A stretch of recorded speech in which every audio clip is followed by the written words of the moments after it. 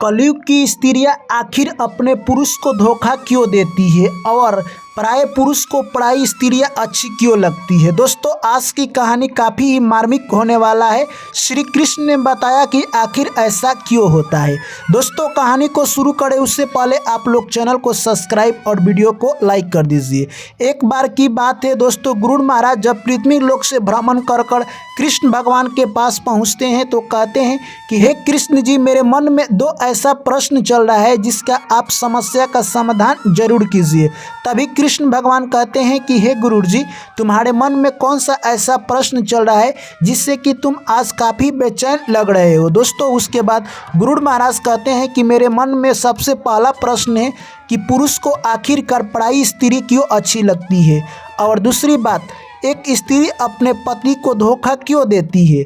यह सब बात सुनकर दोस्तों श्री कृष्ण भगवान कहते हैं कि इसका उत्तर बहुत ही आसान है, परंतु मैं तुम्हें एक छोटा सा कहानी के माध्यम से समझाने का प्रयास करता हूं। तुम इस कहानी को पूरा सुनना। तभी दोस्तों गरुड़ महाराज कहते हैं कि हे भगवान, आप कहानी को शुरू कीजिए। जब तक कहानी खत्म नहीं होगी मैं यहाँ से उठकर नहीं जाऊँगा। उसके बाद भगवान कृष्ण कहते हैं कि ठीक है, चलो मैं कहानी को शुरू करता हूँ। एक राज्य में एक राजा रहा करता था। राजा के 4 लड़के थे। राजा बाकी 3 लड़कों से काफ़ी प्यार करता था, परंतु अपने बड़े लड़के से उतना प्यार नहीं करता था। राजा एक बार गुस्से में आकर अपने लड़के को राज्य से बाहर निकालने का आदेश दे दिया। यह बात जैसे ही राजकुमार को पता चलती है वो काफ़ी उदास हो जाता है और यह सब बात जाकर अपने पत्नी से बता देता है। उसके पत्नी को दांत लग जाता है और वो चक्कर आता है और अपने घर में गिर जाती है। इस तरह से वो राजकुमार काफ़ी दुखी होता है और अपने पत्नी का इलाज कराता है। जैसे उसकी पत्नी सही होती है तभी वो कहता है कि तुम इसी राज दरबार में रहोगी, मैं इस राज्य को छोड़कर जा रहा हूँ और कुछ दिनों के बाद वापस लौटकर जरूर आऊँगा। इस तरह से कहे तो दोस्तों वो राजकुमारी कहती है कि नहीं, मैं आपके बगैर एक पल भी इस राज दरबार में नहीं रह सकती हूँ, क्योंकि आपके बगैर राज दरबार मुझे कांट से भी सुना लगेगा। इस तरह से दोस्तों राजकुमार कहता है कि ठीक है, तब तुम मेरे साथ चलो। उसके बाद कृष्ण भगवान कहते हैं कि हे गुरु जी, आप कहानी को ध्यान से सुनना। जैसे ही वो दोनों आगे जाते हैं, रास्ते में एक बहुत बड़ा जंगल था और जंगल में एक पेड़ के नीचे जाकर वो लोग आराम करने लगते हैं। तभी दोनों को नींद आ जाती है और एक सर्प आता है और राजकुमारी को डस लेता है।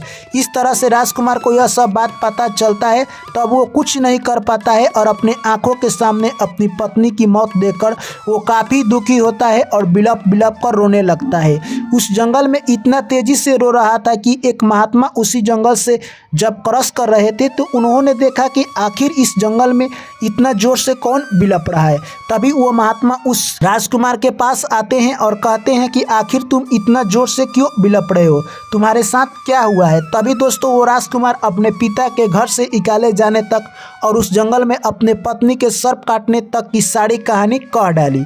इस तरह से वो महात्मा कहते हैं कि इस धरती पर मरण जीवन तो भगवान के हाथों में है, इसे तो विधि का विधान है, इसे कोई नहीं बदल सकता है। तो आखिर तुम इतना कष्ट क्यों कर रहे हो, क्यों इतना विलाप कर रहे हो, ऐसा नहीं करना चाहिए मनुष्य को। तभी वो राजकुमार कहता है कि नहीं, मैं अपने पत्नी के साथ अपना भी जान दे दूंगा अगर मेरी पत्नी जिंदा नहीं होती है तो।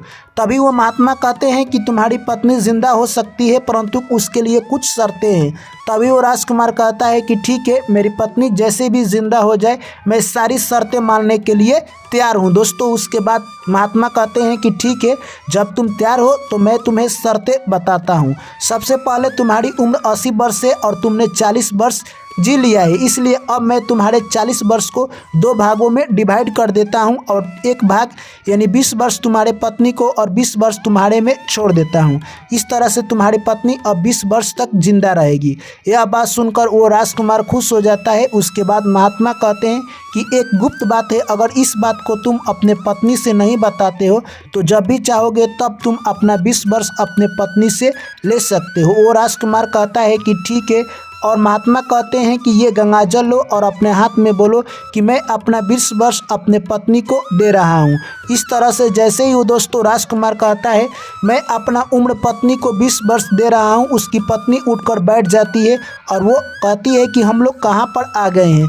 तभी राजकुमार इस कहानी का जिक्र नहीं करता है और उस महात्मा को गोर लगता है और वहाँ से निकल जाता है। जैसे ही वो लोग आगे जाते हैं शाम हो जाता है और एक कुटिया में दोनों यानी कहे तो वहीं पर बैठकर आराम करने लगते हैं। उस कुटिया में एक कहे तो साधु बाबा रहा करते थे। साधु बाबा को देखकर वो राजकुमारी उनके ऊपर फिदा हो जाती है और कहती है कि हे साधु बाबा, आपकी ज़िंदगी कितनी सुख शांति में व्यतीत हो रही है। तभी साधु बाबा कहते हैं कि तुम भी ऐसी ज़िंदगी व्यतीत कर सकती हो।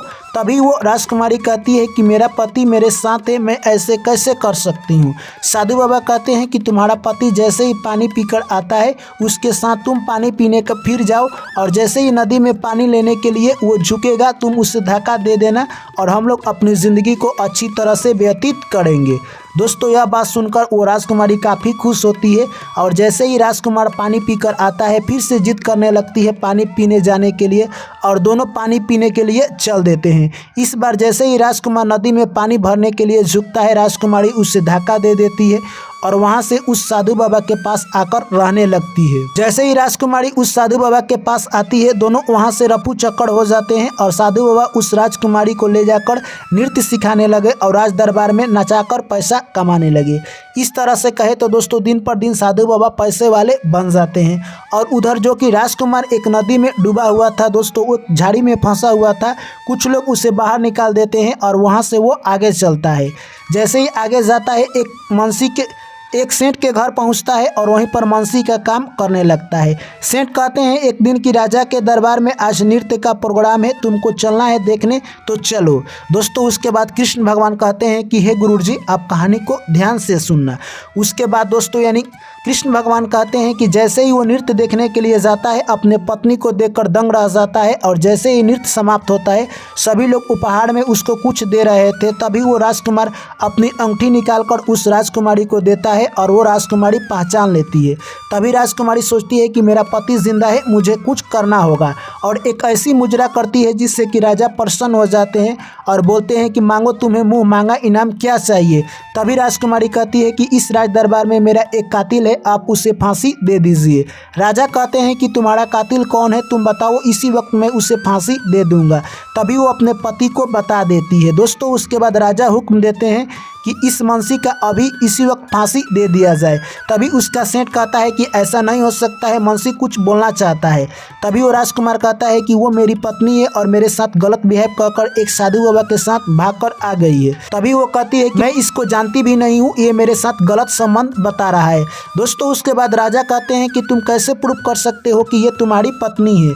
तभी वो राजकुमार कहता है कि मैं प्रूफ कर सकता हूँ, मैंने जो भी इसे जंगल में दिया है आप कहिए कि ये मेरा सब दिया सामान वापस कर दे। तभी वो राजकुमारी कहती है कि ठीक है, जो तुमने मुझे जंगल में दिया है वो सब मैं तुम्हें वापस कर रही हूँ। इतना बात जैसे ही कहती है राजकुमारी की मृत्यु हो जाती है। दोस्तों यह सब देखकर वहाँ पर जो भी मंत्रीगण और जो भी सेठ थे वो लोग दंग रह जाते हैं और राजा कहते हैं कि हे राजकुमार तुम अपने बारे में सच्चाई बताओ। तभी दोस्तों राजकुमार अपने पिता के राज दरबार से निकाले जाने से लेकर अपनी पत्नी की मृत्यु तक और साधु बाबा के साथ भागने तक की सारा कहानी उस राजा से सुना देता है। तभी राजा कहते हैं कि तुम मेरे पुत्री के साथ विवाह कर लो और अपने पुत्री के साथ उस राजकुमार का विवाह करा देते हैं और इस तरह से पुनः वो अपने वापस राज में लौटकर आ जाता है। यह बात सुनते ही दोस्तों गुरु जी कहते हैं कि आपने तो कहानी पूरा कह दी परंतु मेरे प्रश्नों का उत्तर अभी तक नहीं मिला। उसके बाद कृष्ण भगवान कहते हैं कि तुम्हारा पहला प्रश्न था कि पुरुष को पढ़ाई स्त्री अच्छी क्यों लगती है, यानी जो भी पुरुष हवस के कामना में रहते हैं, जिनके ऊपर हवस का शिकार चढ़ा होता है, उनको पढ़ाई स्त्री अच्छी लगती है, यानी वो पढ़ाई स्त्री पर बुरी नज़र डालते हैं। इसी का अंजाम है कि वो अपना खमियाजा भुगत रहे हैं। जिस तरह से उस महात्मा ने दूसरी पढ़ाई स्त्री पर अंजाम यानी कहे तो लगाया और उसका नतीजा उसे भुगतना पड़ा। और तुम्हारा दूसरा प्रश्न है कि आखिर एक स्त्री अपने पति को धोखा क्यों देती है। जिस तरह से किसी स्त्री के ऊपर प्यार का हवस चढ़ जाता है, जिस तरह से वो राजकुमारी अपने पति को धोखा दे दी, ठीक उसी प्रकार कोई स्त्री अपने पति को धोखा दे सकती है। इसलिए हर पुरुष को अपने पत्नी के चाल रहन दहन पर ध्यान रखना चाहिए, वरना हाथ से निकल सकती है। यह बात सुनकर दोस्तों गुरु जी कहते हैं कि हे कृष्ण भगवान आपने इस प्रश्नों का उत्तर देकर मानव जाति के कल्याण के लिए आपने बहुत अच्छा काम किया है। मैं आपका ज़िंदगी भर ऋणी रहूँगा। यह बात कहकर वहाँ से गुरुजी वापस लौट जाते हैं। तो दोस्तों ये कहानी यहीं पर समाप्त होती है। मैं आशा करता हूँ कि आप लोगों को कहानी समझ में आई होगी। तो वीडियो को लाइक और चैनल को जरूर सब्सक्राइब कीजिए। आप लोगों से चलिए पुनः मुलाकात होगी एक नई कहानी में। तब तक आप लोग मुझे दीजिए इजाज़त। सभी साथियों को मेरा प्यार भरा नमस्कार। जय श्री कृष्ण। राधे राधे।